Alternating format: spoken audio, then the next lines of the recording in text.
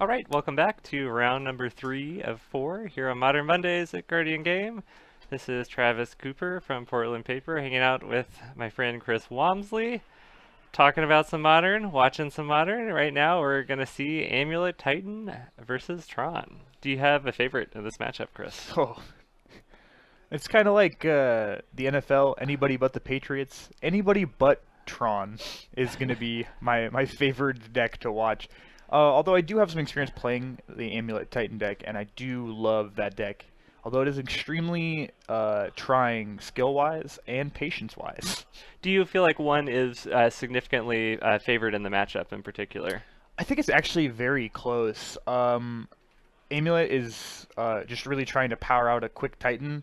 If you can get to the point where they're having to exile Titans instead of lands, it's very good for you, versus if they get to turn 3 Tron and eat a Karoo land, it could be very hard to get up to the requisite mana to get a Primeval Titan into play. And what do you think are there key interactive cards in either of these decks, or is it sort of just going to be like ships passing in the night? I think Karn liberated on turn 3 is very important from Tron, and I think that Amulet of Vigor is very important for the Amulet deck. Neither of those cards, like, Tron does interact with the opponent. Amulet not so much interacting, but allowing those really quick draws to be really pushed to where they need to be able to race the Tron deck. Okay, it looks like we have some blue cards. We got a couple different packs in Christopher's opening hand, but I did not see that Amulet of Vigor, and it looks like they're opting for Mulligan. Also, Yeah, that didn't really see any other creature acceleration. yeah that hand was no Karoo lands, no creatures to accelerate the mana. Definitely a mulligan. You need to have at least one Karoo land, typically. If not a Karoo land, a way to find a Karoo land and say an Azusa or a Sakura Tribe Scout.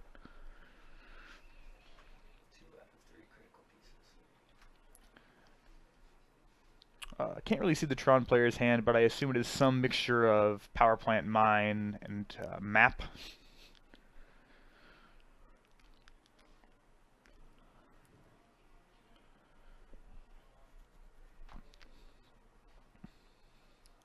His hand looks very good, sans the lack of mana. They usually are. Yeah, kind of not having any. I don't see any green. Yeah, just a Ghost Quarter here is definitely going to make this a mold of 5. Oh, you're playing against Tron. You've got a Ghost Quarter, right? Right?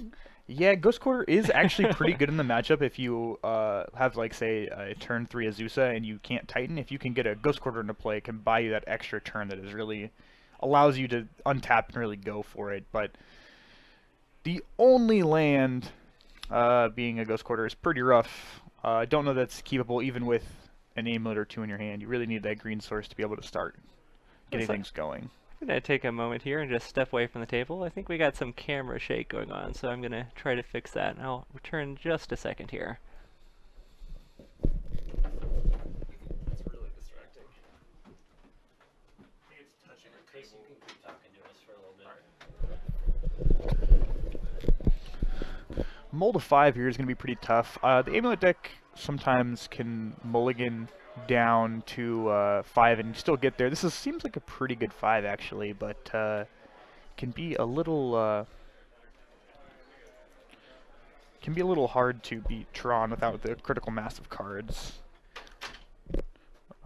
Really hoping to draw a looks like a good hand if we can get a Primeval Titan or a Pact into it though.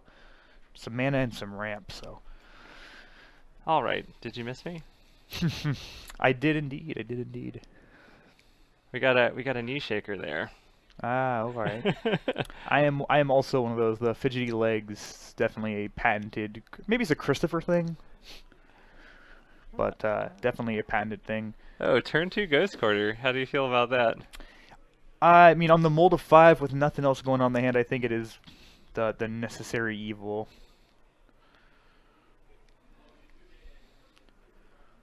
I think. Having the Tribe Scout is pretty strong. There are some Karoo lands in Christopher's hand. So. Yeah, no payoffs though. Unfortunately, we're kind of just stuck with lands and dude. But if we can find, say, a Pact or a Titan, we would really be in business here. Especially versus a very slow start from Tron is what it looks like. Even with the one Tron piece into a sphere, not the best. Sylvan Scrying. So Tron doing what Tron does pretty well. Assembling the combo of 3 Urza's lands. It's always a little bit disheartening when you feel like you've dealt with one of their lands and like, oh, whatever, I'll just find it again.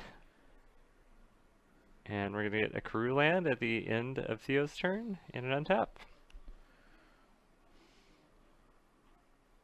Was that an amulet that Christopher just picked up? I'm not sure. It's hard to see the card. I think it was another land or a green creature, though. Oh, looks like it's an Azusa, Lost but Seeking.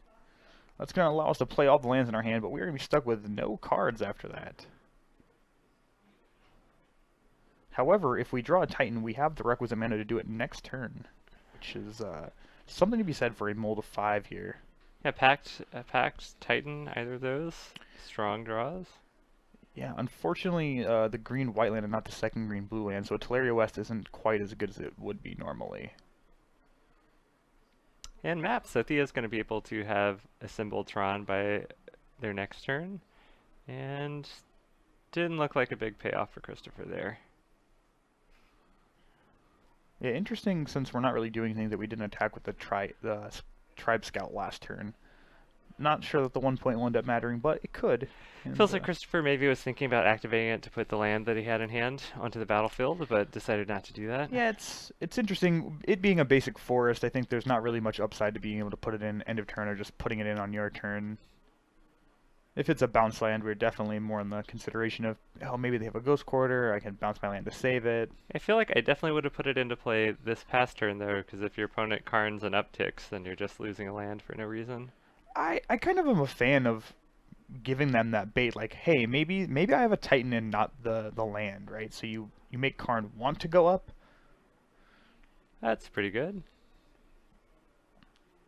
Ugin -3 is going to wipe Christopher's board there. Alright, still have a window here. That being a land, I think this game is over. I believe that was a gemstone mine off the top. It's going to be lights out here with this Ugin being able to just plus every turn, and I'm sure there's another large colorless card in Theo's hand. Alright, Christopher's going to take 3 off this Ugin.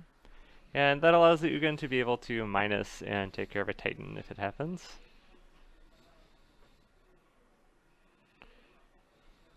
Star cracked. Theo wanting to draw some more cards. Seems like they've got this one pretty locked up. I'd imagine they either have a lot of filtering in their hands or a lot of threats.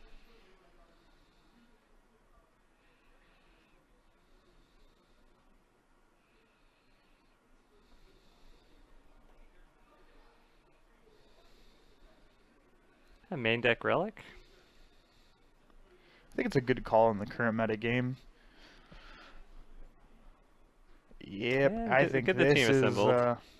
if it goes down. Oh, the plus. See, that's why I like the plus there. It kind of incentivizes them to maybe think, oh, well, maybe they have a good card in their hand, whereas it is just the land.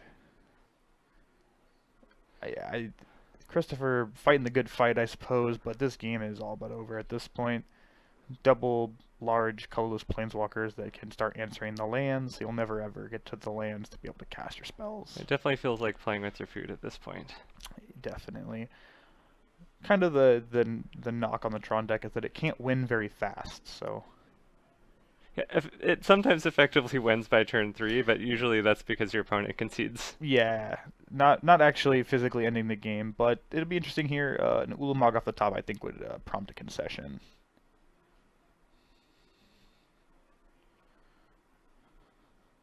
Oh, there's an O-Stone that is going to be able to be activated. I imagine it's just putting a fate counter on something at this point. Okay, you get a fate counter on Ugin, so Theo has a lot of insurance for any strange going-ons from the Amulet Titan side. Perhaps they're not entirely sure what's going on in the matchup. I think it is incorrect to target the Azusa with that plus there. What is the Azusa really doing? It's a 1/2 with no cards in hand. You're not ramping or anything like that. You're just having fun. You're just killing things. You're exiling permanents. I just think I would, just dome the opponent, try to find that Walking Bliss like we just found, and then we could have. I think we could have maybe even lethaled here if we had plus on the Christopher instead of on the Azusa. What land is that? A Mishra's factory? You gotta pump out those 2/2s. Interesting. It's just another mana sink. I've actually seen that in several recent mono green Tron lists as just another way to utilize your Sylvan Scrying's expedition maps later in the game to get some utility out of it. Quite interesting. Got a pact here. As someone who's played this deck, there is nothing good at 5. So I don't know what we're getting here.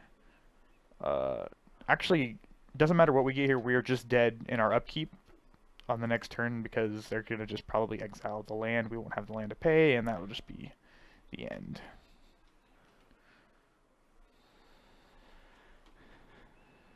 Well, Christopher making Theo play this one out.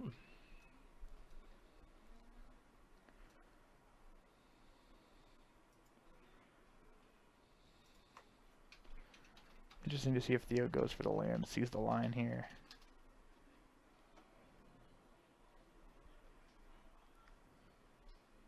Nope, does not see it. Doesn't see it. I mean, this game is all but locked up, especially with the ultimate of Ugin here.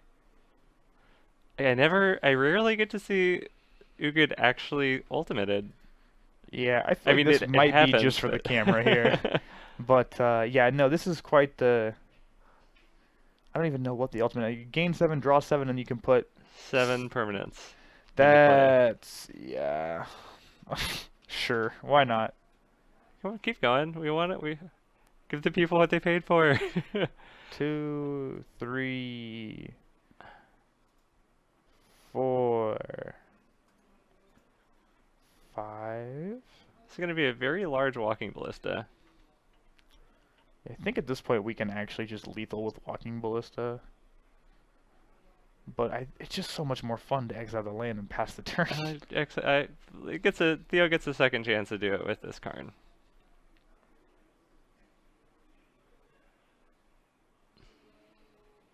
All right, well, this is an interesting talking point for us here. Rules changes, packs. Yeah, interesting in that sense, but not really relevant here. Can't pay. That's kind of the change doesn't change that. If you can still answer the bounce land and make it so they can't pay, they still lose the game. So there was a rules update with the release of the new set that basically says if you miss your pack trigger, you're going to have the option to go back and put it on the stack. Even at comp REL events, it's not a game loss. Which as much as that's kind of a cheese way to win a game, it's kind of, those are sort of cheese cards, I think. And if a card literally says you lose the game, I'm kind of fine with, if you miss that trigger, someone losing the game. Yeah, I definitely think that the upside personally doesn't really outweigh the downside of maybe being able to exploit that and quote-unquote accidentally miss the trigger, draw a card. Then that informs how you would want to spend your mana to pay for the pact and things like that. I just think cards are printed a certain way. They should work the way that they are printed, as far as, unless there's like a dynamic rules update. But there's nothing in the new set that changes how these cards should work. It's just a kind of a feel bad that when you forget your pact, you lose the game. But you're playing the card. You should know what the card does. You should know how to play with the card. Are you saying that we're going to go back to the old wording on Chains of Mephistopheles? I mean, I just, like, cards that were printed before the modern era is like a kind of an exception to that rule where, like, the wording doesn't make much sense. However, like, things such as packs, like, they're very clear with what they say and what they mean. You pay this cost or you lose the game. It's very direct. Like, the way they were designed was to have this drawback because they were a free spell. And now you're taking away the drawback in the sense that, like, oh no, I forgot. Now I just get this warning instead of losing the game. I've lost to packs. I've had opponents lose to packs. It's just part of doing business when you're playing with packs, I think. So, if anyone's reading Chains of Mephistopheles right now, it's currently been errated to say, don't cast Brainstorm. Brainstorm is actually not that bad. It just turns into, like, rummages. I played this card in Legacy recently, and I was actually unimpressed with its effectiveness. It's actually not bad at all. Like, Ponder is, like, fine against it first, but Brainstorm is much worse, but Ponder is like they only have to discard one card and they get to look at all three. So it's kind of bad in that sense. But I was actually unimpressed with the power level of this card. It's kind of, I think, overblown in a sense. I think it's a very, very good card. I don't think it's as game-ending as I thought it was when I put it in my sideboard, and that's why I took it out after one tournament. Do kind of like that older art a lot better, though. Yeah, I do like the older art. The thing being, in matchups where you're playing this deck, your like card advantage is important, but like card quality is very big in Legacy as well, and like just allowing your opponent to go, okay, I get to brainstorm and I get to discard 3 lands and draw 3 relevant cards. It's less good that they have to put the cards back, but once again, card quality over quantity is, I think, pretty relevant. All right. See if Christopher can get an acceptable 7 on this one. See a Spell Pierce, see a Hornet Queen hanging out in there. See a Tribe Scout, bunch of lands. This looks like a snap keep from me. The Gemstone Mine is one of the best lands you can have in the opener. Looks like you can go into a turn 1 Scout, into turn 2 Bounce Land, plus Gemstone Mine again with Spell Pierce up. It seems very good against the Tron deck. Spell Pierce actually being an all-star against the turn 3 Karn, like being able to trade 1 card for 3 of their lands and their entire turn is pretty big game. I feel for a while that the Spell Pierce was a usually Amulet was leaning more on the Pact of Negation, and Spell Pierce wasn't included, or maybe it was a one-of. It seems now a lot of sideboards will have 3 Spell Pierces in them, 2 or 3, and that's a lot of times people just don't play around the Spell Pierce because you're thinking, oh, my opponent's playing this like big mana deck, so their cards are going to be expensive, and then just Spell Pierce gets you. I definitely agree with that sentiment. Gets played around a lot less than it should be. Tron land into map. It's the perfect Tron opening there. A little unfortunate that we didn't keep up the mana for that, but I definitely think putting Scout into play is the correct thing to do. Do you have that Ghost Quarter? Now the real next level play here is to keep. Oh, we're not gonna do it. You just pass the turn, activate, and then Spell Pierce, because they let them forget that you have the 1 mana. They look at you, you're tapped out. I love it. I absolutely love that play. It's one of my all-time favorites. I get a Teleria West picked up here. So Christopher has a lot of decisions to make here, especially with those 2 Tribe Scouts and the Ghost Quarter and the Teleria West right now. Yeah, a little unfortunate we don't have a second bounce land. Second bounce land really unlocks us this turn. I think we could really do some busted things with the Azusa in our hand. Unfortunately, only the 1 bounce land, not going to be allowed to go off as much as we might have been able to. We're actually playing the Teleria West tapped. We're not interested in transmuting.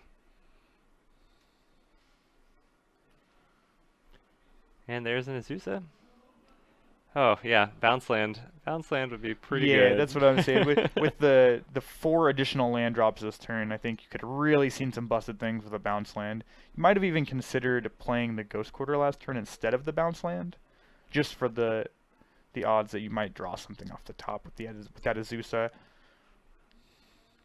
No Amulet makes the large quantities of mana a little harder, but still pretty sweet to be able to play and bounce all your lands.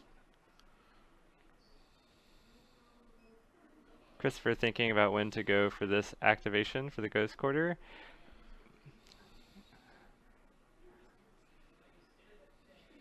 I think draw step is technically correct. It's not a huge difference in this scenario, I don't believe, but definitely a solid play to keep them off of Tron this turn, and then next turn being able to Spell Pierce even if they have Tron is going to be a pretty big game. However, still lacking in the Titan department. Pretty important card here. Perhaps why Christopher played the Teleria West last turn, so that they can use the Growth Chamber, and then just having some extra mana over to be able to cast some spells, then Spell Pierce. Yeah, I think the logic is like we are a bounce land away from doing some broken things, and like putting the Teleria West into play doesn't change that line of we are a bounce land away, because we can just bounce the Teleria West, and then after we've created the blue mana, save some counters on our Gemstone Mine. Yep, we get the scrying, so Theo's going to have Tron unless there's some more disruptive elements from Christopher's side next turn. And are we going to get a payoff card? We do have that Hornet Queen. Nope. Oh, we don't. Oh, just the Ballista, no Hornet Queen there. Yeah, I am a fan of the fact that Theo's Tron lands all match as far as each one being the same art as the others that are in Match, his and deck. they're black bordered. Antiquities.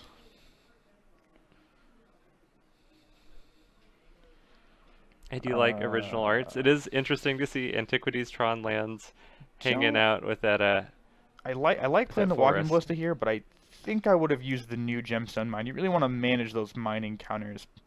Hard to do so when you're not drawing any bounce lands, I though. think Christopher may have accidentally flashed that Spell Pierce. I think Theo is kind of priced into playing into it either way. And need to get some counters on that Walking Ballista. Yeah, that's pretty good.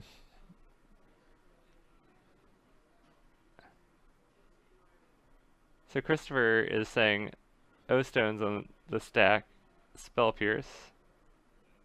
Theo.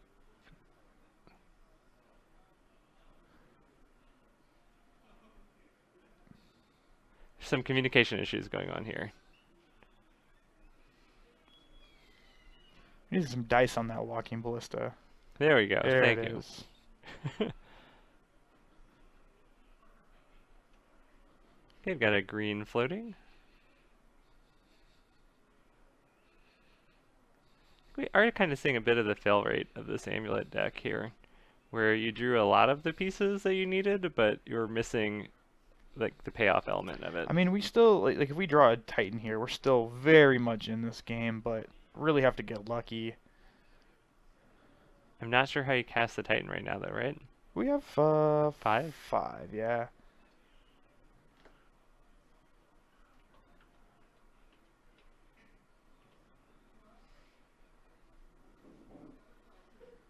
Christopher drew a card, presumably, that isn't a land. If it was a land, I think it definitely would have been put into play.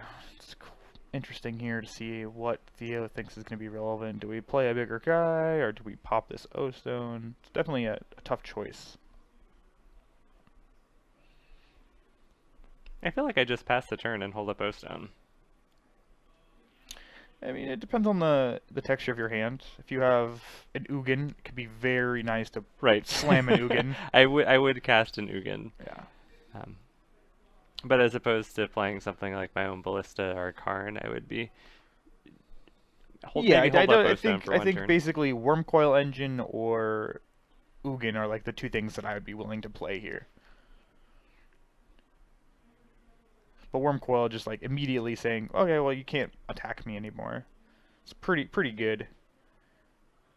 Especially since if Christopher wants to put a counter on that Ballista, it's gonna come at the cost of a mining counter on that Gemstone Mine, which is at a premium here.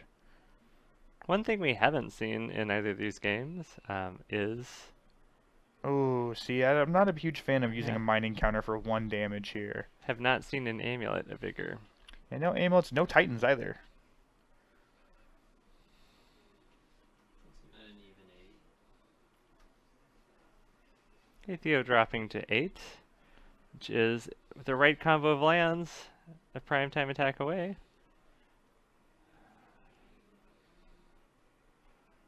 Looks like I think Christopher did pick up a primetime. Yeah, with no Amulet here, though, it's going to be tough to be able to... I mean, the crew land being very good. If we don't get Ugin here, Karned, we're in pretty good shape to, if we draw an Amulet, we just get to win here. But I feel like we might be searching up an Ulamog, which it's gonna kind of. I think that's gonna shut off any real avenues of victories here. yeah, especially if Theo has a land in his hand. If Theo can make the next land drop, keep that O-Stone activation up, really going to be in a tight spot here.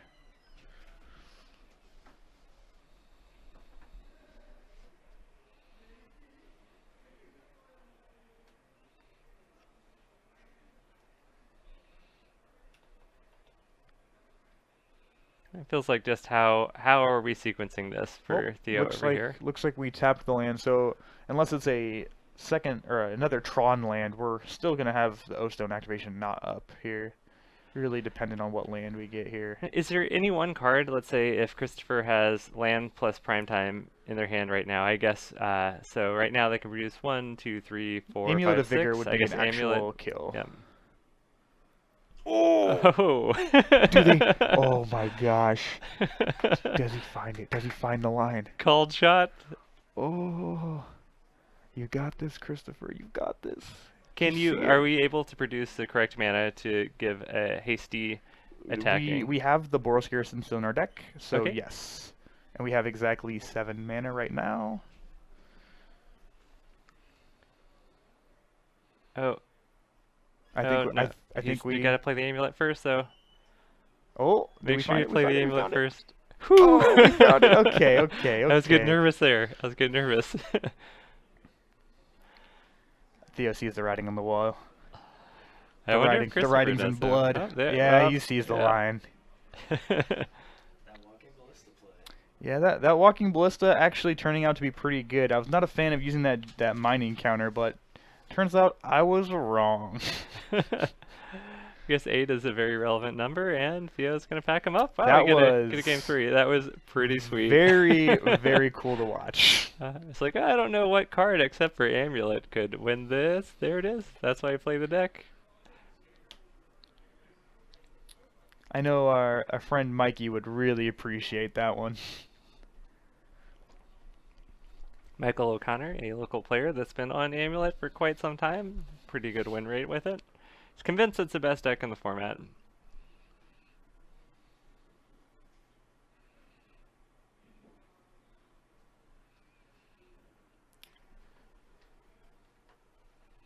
Our producer concurs. Producer also concurs. Also an Amulet player.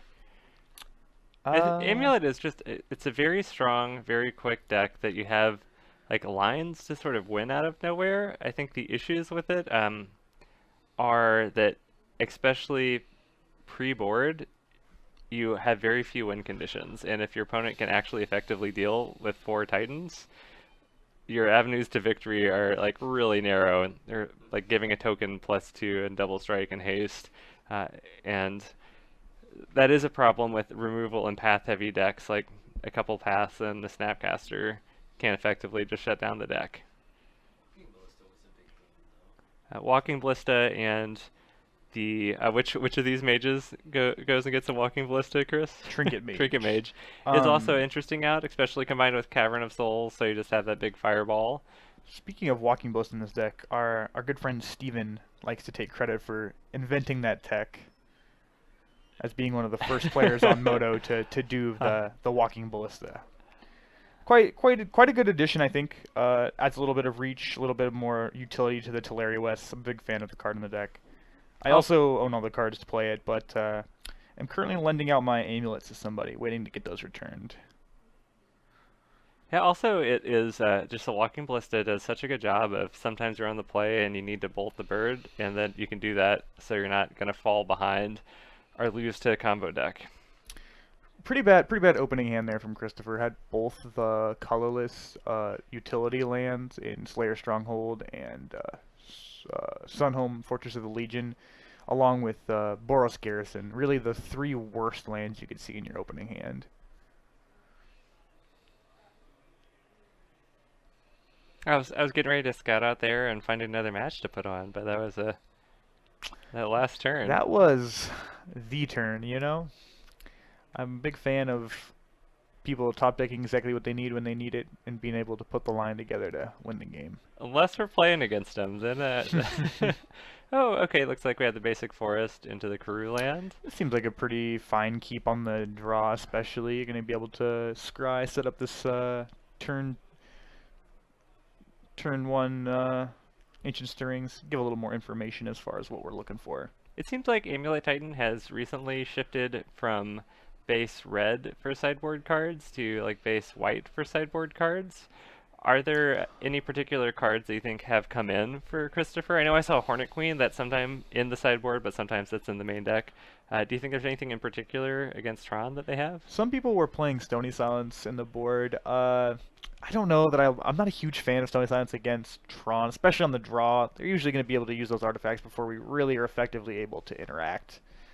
It looks like Theo is going to have the turn 3 Tron here, though, which is really unfortunate. Not looking like we're going to be able to do much to interact with that either. Unless we can find a Ghost Quarter here. Oh, there is an Amulet. Yeah, it's a pretty solid stirrings here. Quite a few options.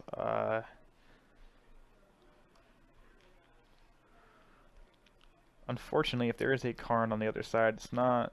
Seems like it might be all for naught, unfortunately. Yeah, Karn, or any type of land destruction is so punishing against the Karoo lands.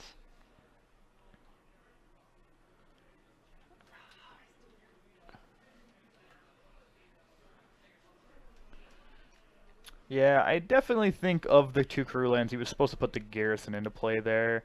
Always hold the Simic Growth Chamber so that if you have a way to bounce it, you can make the double blue to be able to transmute for Teleria West. I definitely don't like putting it into play. However, you can bounce it later with the Boros Garrison, like having it in play and able to be used, though. Karn decides to exile Amulet instead of a land. I'm not a fan of that. I definitely think that you care much more about their lands than you do the Amulet. Amulet's only good if you can get a Primeval Titan into play. And to do that, you have to have lands. Okay, Asusa, we got 3 land drops here.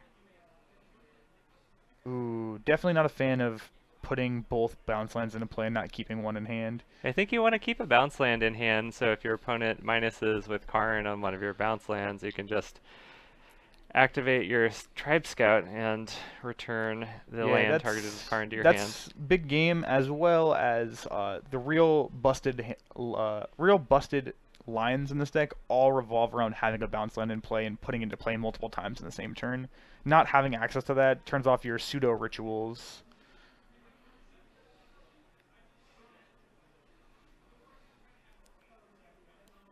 We're up to 9 mana here. We're just going to get a star, cycle that. And the stirrings.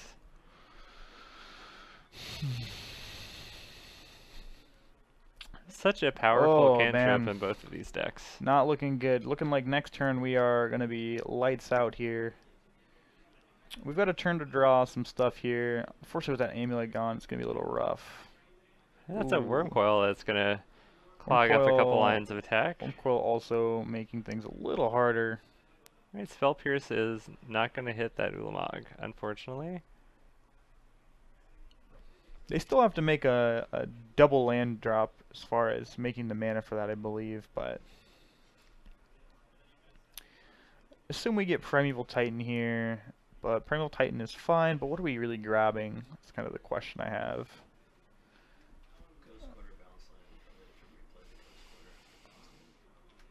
I guess we could get a Ghost Quarter and a bounce land to sort of stem the bleeding a little bit, but you still have to deal with this Karn that can minus on your prime time while you pay for the Pact and the Worm Coil engine. Yeah, the Worm Coil plus Karn is going to be pretty hard to beat on its own, but definitely going to be impossible with that Ulamog. We have to be able to deal with that.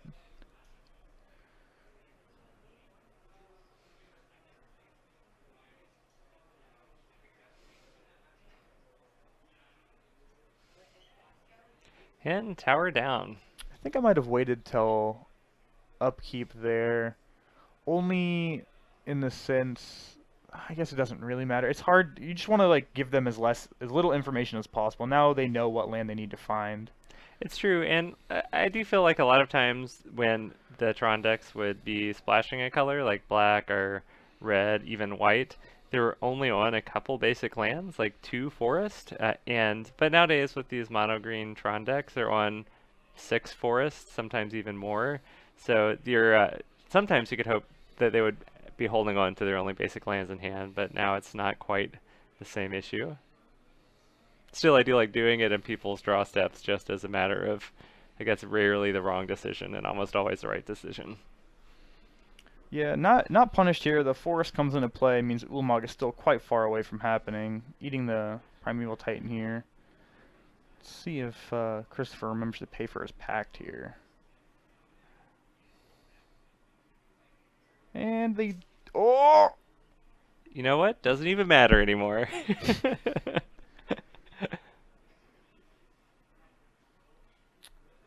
Christopher with a little quip there. It was very close, but did remember to pay for that pact. Yeah, I'm trying to think of outs that Christopher has here. Yeah, especially with the Spell Pierce in hand, I think I would have tapped the Forest and the Crossroads instead of the second Growth Chamber there. Small detail, but I think it would have been pretty relevant. Well, Boros Garrison down.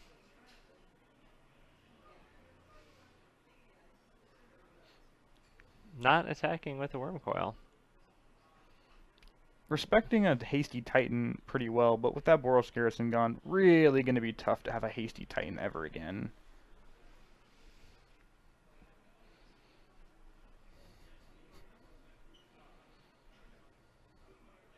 And Theo is still sitting at 20. And as super insured, you have your O-Stone, you've got your Worm Coil that'll create some tokens if you end up blowing up O-Stone, and Karn, plus we have that Ulamog in hand.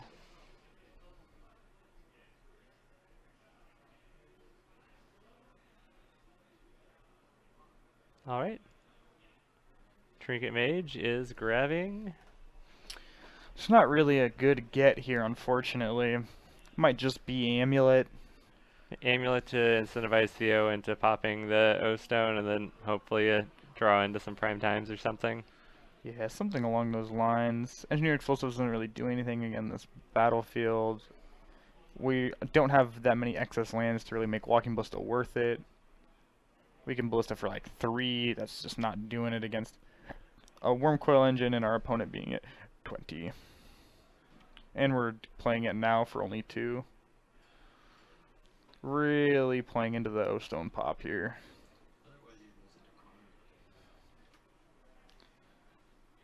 Yeah, I mean... If you do lose it to Karn if you don't play it, but I feel like I think I'd rather get Amulet here. Yeah, I think Amulet's just more impactful.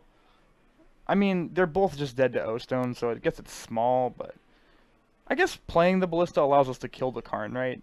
But that really incentivizes the O-Stone pop.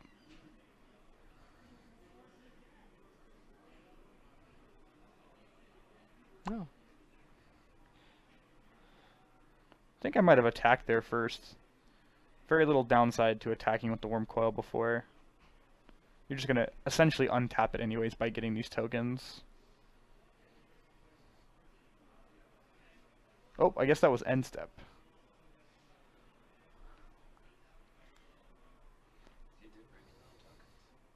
Yeah, we have some interesting interesting tokens there. There's would you call that altered art? You know, some people would say that those are basic. I would say that they are basic land. Got another O-Stone.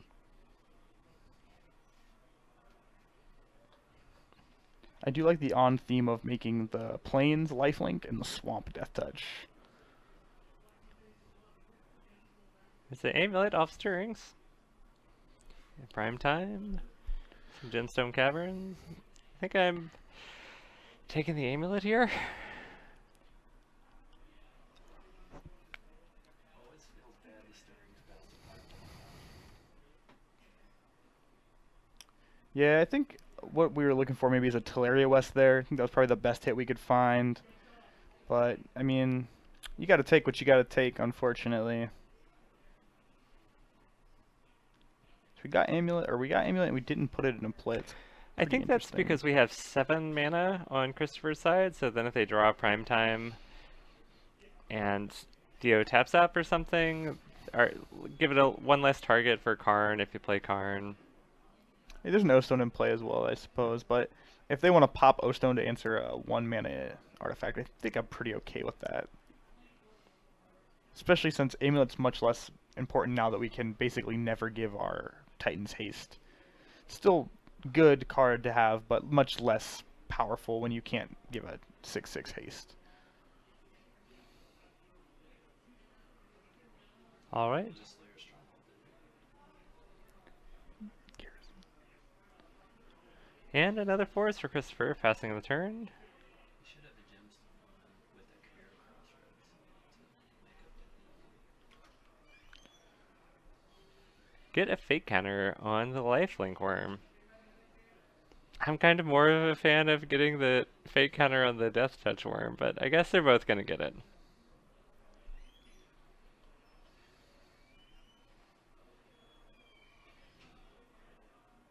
Alright, players have played almost a full round of Magic here. We got 3 minutes left on the clock. And another Karoo land.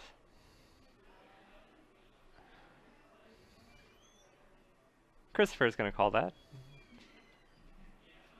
And that's a match.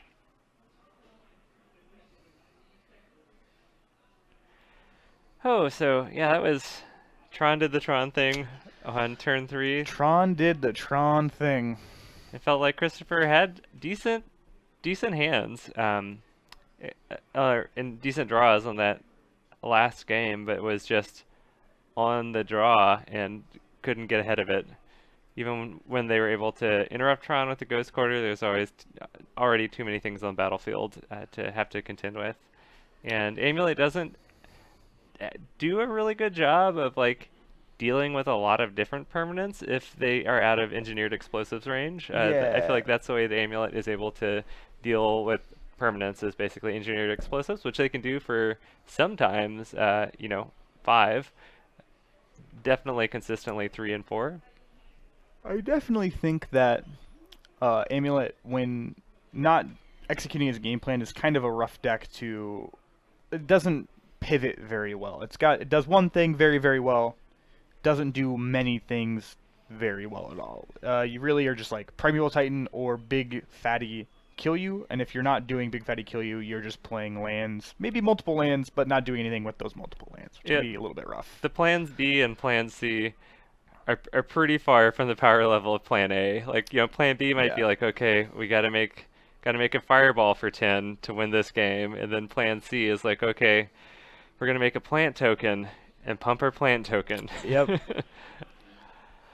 All right, well, we're gonna head out there and get set up for another match here in about a minute. We'll be back with our final round of Modern here at Guardian Games.